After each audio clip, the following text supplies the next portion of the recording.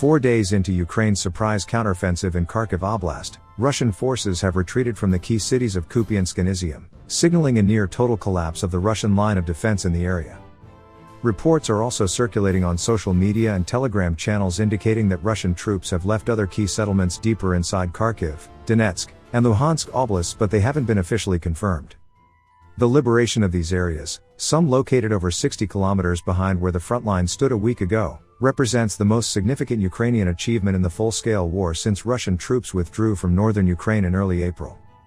On the morning of September 10, photos circulated of Ukrainian troops in front of Kupiansk, a strategic city on the Oskol River, 60 kilometers east of Balaklia, which was confirmed liberated on September 8.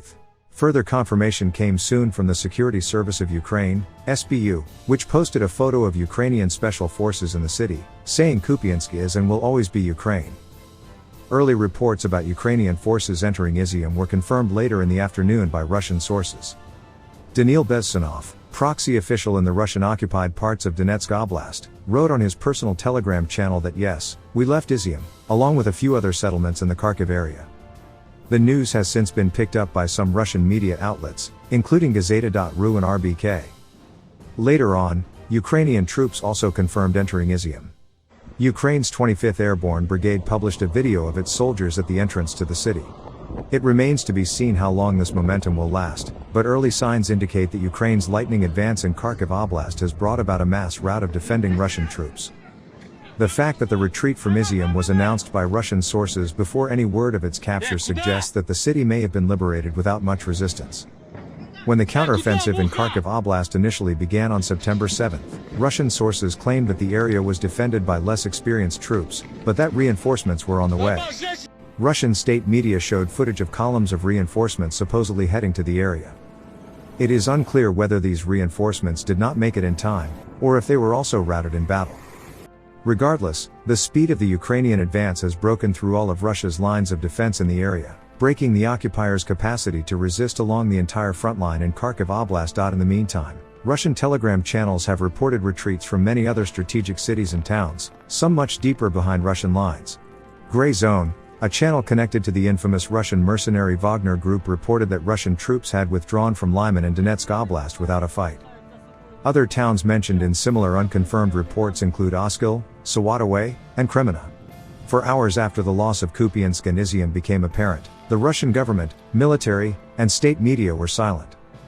As Ukraine continued to advance rapidly, Russian dictator Vladimir Putin posed for photos at newly built sports and recreation facilities in Moscow to celebrate the Russian capital's birthday. In their daily briefing, the Russian Defense Ministry made no mention of the Ukrainian counteroffensive, only reporting on allegedly destroyed Ukrainian targets along the length of the front line.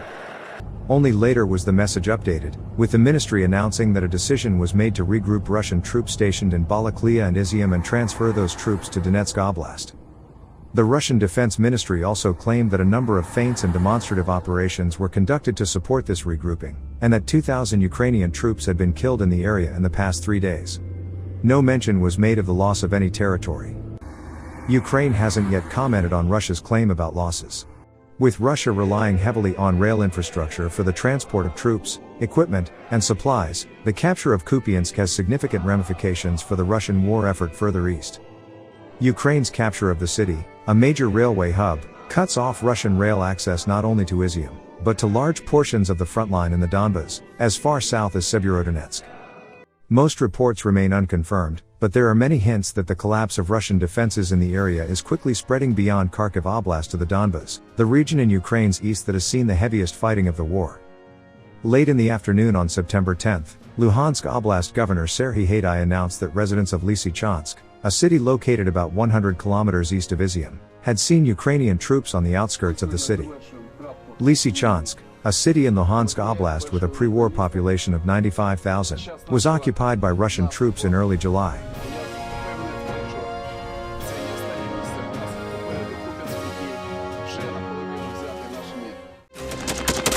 Thanks for watching, and don't forget to subscribe.